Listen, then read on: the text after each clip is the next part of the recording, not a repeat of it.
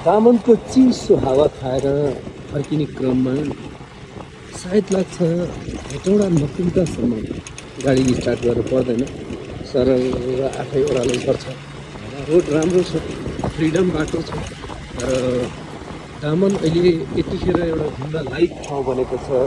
चिसो न चिसो मौसम छ, हात कठाङ्ग्रेको छ, खुट्टा कठाङ्ग्रेको छ, तैपनि दिन यति रमाइलो छ। डाँडापाखा घाम लागेको छ, पानीपट्टि डाँडापाखा यति रमाइलो छ, सुन्दर वातावरण, सुशान्त एरिया, अनि लाली गुराँसहरू राता पहेँला सेता अनि बुट्टे फुलहरू यति राम्रो सुन्दरताको वर्णन गरेर साध्य नभएको ठाउँ यो दामन। तपाईँ पनि घुम्न आउनुहोला र हेर्नुहोला। अहिले म बाइकमा छु, मैले बाइक स्टार्ट गरेको छैन, अफै छ र ब्रेकले मात्र कन्ट्रोल गरेको छु र तपाईँहरूलाई यो देखाएको दृश्य पालुङबाट तल झर्दाको दृश्य हो, जो कि हामी यसरी घुम्दैछौँ। यो वरिपरि देखेको बोट बिरुवाहरू कोही चित्री भन्ने छ नि, पहिला पहिला जो कि यो पहेँलो जुन फुलिरहेको छ, यो पहेँलो फुल फुलेको चित्री भन्छन्, चुत्रो भन्छन् हामीले चाहिँ खासमा पहिला पहिला चुत्रो। यो चाहिँ बाटोभरि पहेँलै भएर फुलेको छ र त्यसपछि लाली गुराँसहरू फुलिरहेका छन्, काफलहरू पाकिरहेका छन्।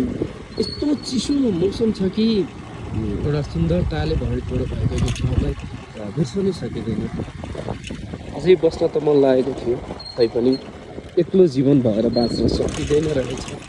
साथमा कोही भइदिएको भए त बस्दै होला 5-7 दिन, तर एक्लो जीवन, आफ्नो व्यापार व्यवसाय अर्काको घरमा छोडेर, स्टाफको घरमा छोडेर म हिँडेको छु होइन। स्टाफको एउटा विश्वास भरोसाले गर्दा म आज हिँडेको छु, तपाईँहरूलाई पनि देखाइरहेको छु। अब लामी डाँडा भन्ने ठाउँ चाहिँ 20 किलोमिटर छ।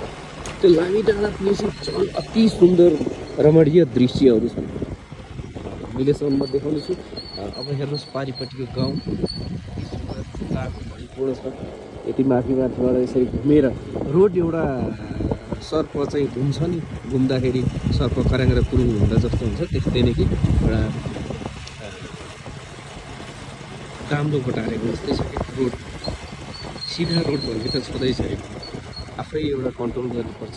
यत्र यत्र चाहिँ लाली गुराँसहरू फुलिरहेका छन्, एकदम रमणीय दृश्यहरू छन्।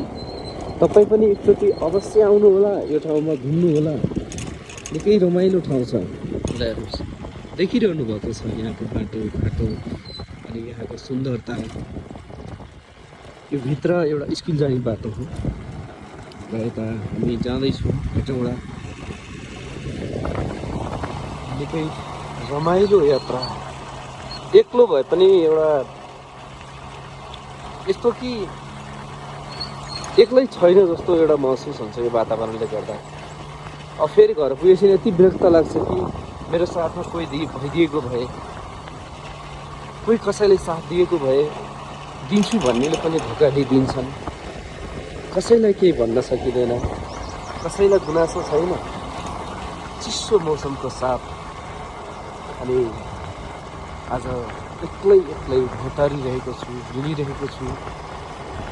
हेरौँ कहिलेसम्म हुन्छ यो एक्लो जिन्दगी।